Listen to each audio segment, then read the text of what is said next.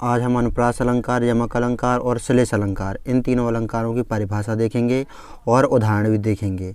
यदि आप संपूर्ण कक्षा 10 एनसीईआरटी गणित को हल सहित देखना चाहते हैं तो आप हमारे चैनल की प्लेलिस्ट में चेक कर सकते हैं और डिस्क्रिप्शन भी चेक कर सकते हैं। हमने संपूर्ण कक्षा 10 एनसीईआरटी गणित को हल कर दिया है। अब हम हिंदी की व्याकरण को देख रहे हैं। तो यहाँ पर अनुप्रास अलंकार देखेंगे हम पहले। जब किसी काव्य को सुंदर बनाने के लिए किसी वर्ण की बार बार आवृत्ति हो तो वह अनुप्रास अलंकार कहलाता है। तो यहाँ पर परिभाषा आपको अच्छी तरह से याद कर लेना है। जब किसी काव्य को सुंदर बनाने के लिए किसी वर्ण की बार बार आवृत्ति हो तो वहाँ पर अनुप्रास अलंकार होता है। तो यहाँ पर घटा 2 बार आवृत्ति हुई है काव्य को सुंदर बनाने के लिए, तो यहाँ पर अनुप्रास अलंकार है। दूसरा अलंकार देखेंगे हम यहाँ पर यमक अलंकार। तो यहाँ पर परिभाषा देखेंगे हम। जब एक शब्द की आवृत्ति 2 बार हो और उसका अर्थ दोनों बार अलग हो तो उसे यमक अलंकार कहते हैं।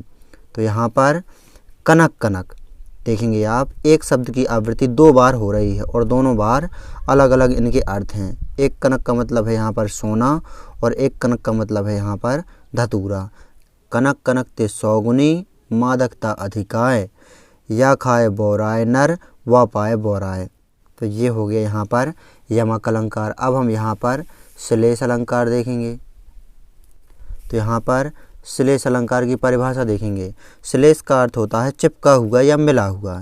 जब एक शब्द से हमें विभिन्न अर्थ मिलते हों तो उस समय श्लेष अलंकार होता है। अर्थात जब किसी शब्द का प्रयोग एक ही बार किया जाता है लेकिन उससे अर्थ कई निकलते हैं तो वह श्लेष अलंकार होता है।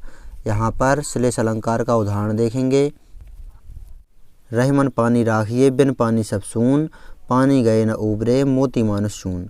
यहाँ पर श्लेष अलंकार की परिभाषा कही गई है। जब किसी शब्द का प्रयोग एक ही बार किया जाता है लेकिन उससे अर्थ कई निकलते हैं।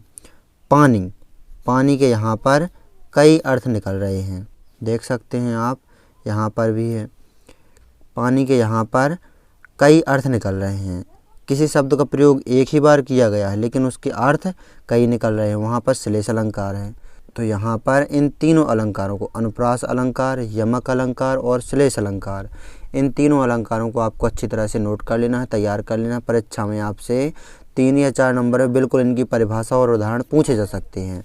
तो यहाँ पर स्क्रीनशॉट ले लीजिए आप। यदि आप संपूर्ण कक्षा 10 एनसीईआरटी गणित को हल सहित देखना चाहते हैं तो आप डिस्क्रिप्शन या चैनल की प्लेलिस्ट ज़रूर चेक करें।